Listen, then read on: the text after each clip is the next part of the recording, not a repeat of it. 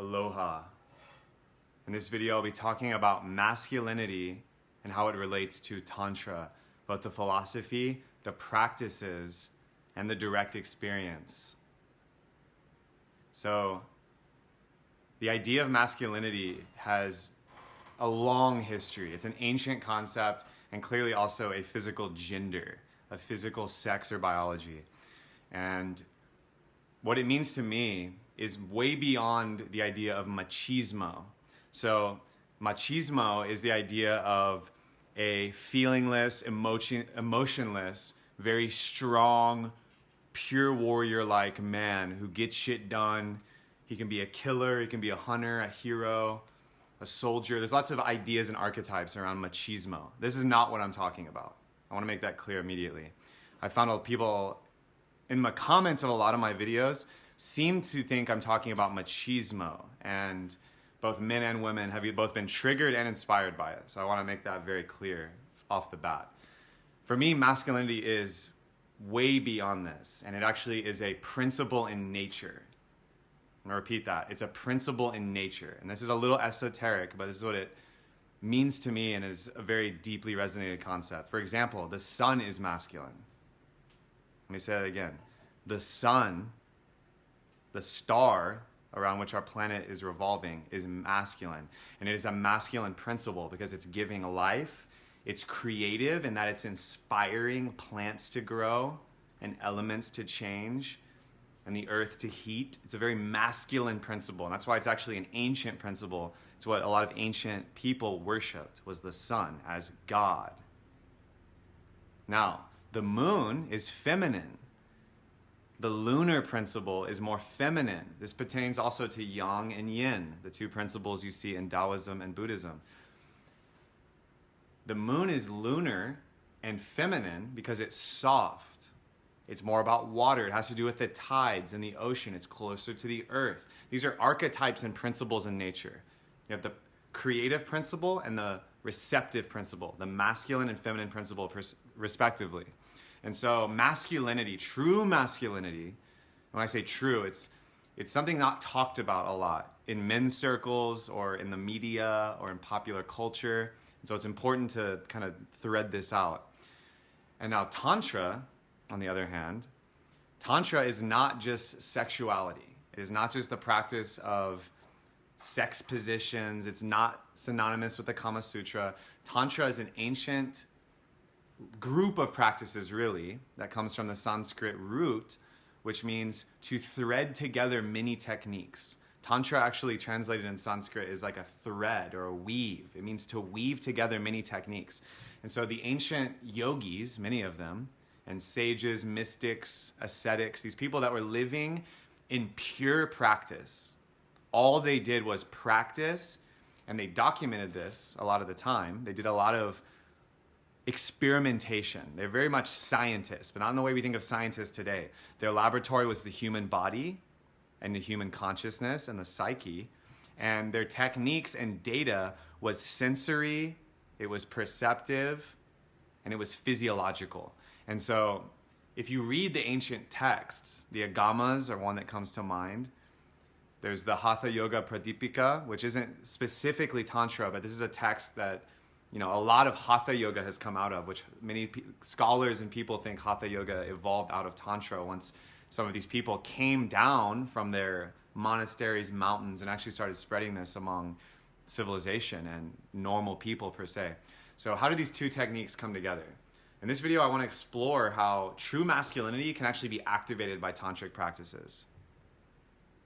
And I've had direct experience with this the past week. If you've been following my content, myself and my dear brothers have been training in Florida in a program, a platform called Tantric Energetics, which is the combination of Tantra and bioenergetics, which has been very beautiful. Shout out once again to the beautiful Chrisana and Mazen, the facilitators, and Elliot Hulse, who was the king who invited us into this whole world.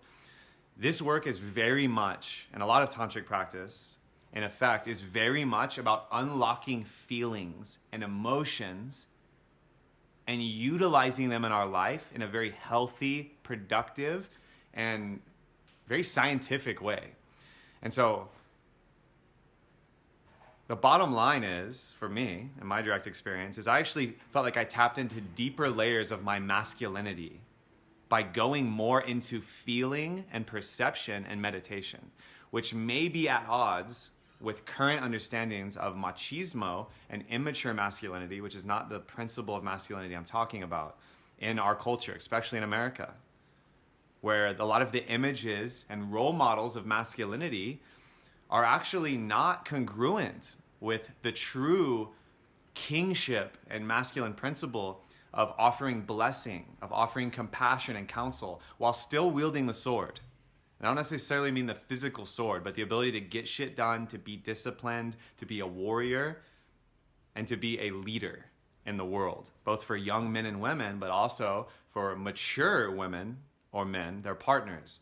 And so Tantra and masculinity are actually deeply woven together, because as a man, I think a lot of people believe, and I know this was something I grew up with, this idea I think many men can resonate with, that it's not okay to feel. If you show emotion, you're weak. Is this a story you're familiar with? This is a story that I was feeling and actually explicitly told in some cases, that to feel or to show my emotion, to cry especially, was very much a sign of weakness. And I wasn't a man. Suck it up. Rub some dirt in it. Get over it. Move on. Do something about it. This is kind of the milieu and the culture that boys and young men, especially in sports and especially in the military, experience. Now, I wasn't in the military myself, but I did have family members. I knew a lot of people in the armed forces, and this was very much enforced. And I want to tell you that it's not true. Not only is it not true, it's maladaptive. What does maladaptive mean? That means it will not adapt you well to your environment. It will not set you up for success, both in self-inquiry and self-mastery, so in your career and your relationships. It also will not serve you in intimacy with your parents, with your children, with your lovers, with your extended family. And that's because it takes a lot of energy to repress feeling and emotion. This is something I've been directly experiencing. It takes a lot of energy to repress these things and bottle them up and suck it up and put on a mask. Lewis Howes, wonderful masculine role model, his recent book, The Masks of Masculinity, comes to mind. The mask, the stoic, feelingless, emotionless, get shit done, often brutal mask that many men are wearing, that I have worn many times in my life. And I still find myself defaulting to it if I've lost awareness, or if I'm posturing, or if I'm performing. I find myself going to a state where I want to numb my emotions and be a real man, a great American hero, or these other archetypes that actually, and I've been heavily influenced, I will admit, by Robert Moore and his works recently, but these are archetypes of death. These are not archetypes of life. A true masculine role model is a sensitive, fully felt and expressed man who can also go to war, both real war and the war of daily life, and staying present, loving, and compassionate despite a world where there is very much suffering. And so these archetypes have not served us, and they're not serving the young men in the world. I really want to speak for the young men. I consider myself, entering into that, I'm going to enter the 30s pretty soon. And I feel like my masculinity is still rising. I'm still studying. I'm still doing the work, and I want to know more. I'm seeking mentors. I'm seeking other men, other brothers to grow with. And I've been blessed with a lot in my life at the moment. And yet I feel and wonder about the young men, the boys, age 7 to 18. What role models will they seek, and what will they look for? And this is why Tantra has come into my life and captured my imagination and really entered into my practice. Before it was yoga and meditation, but now it's becoming a way of thinking. It's becoming a philosophy, a way I engage with the world, a way I relate to nature, the way I relate to my lover, the way I relate to my community. And so this is my battle cry to men out there and women, the men in your life. I invite you to like, share, and comment this video if you have been touched by false masks of masculinity and false archetypes.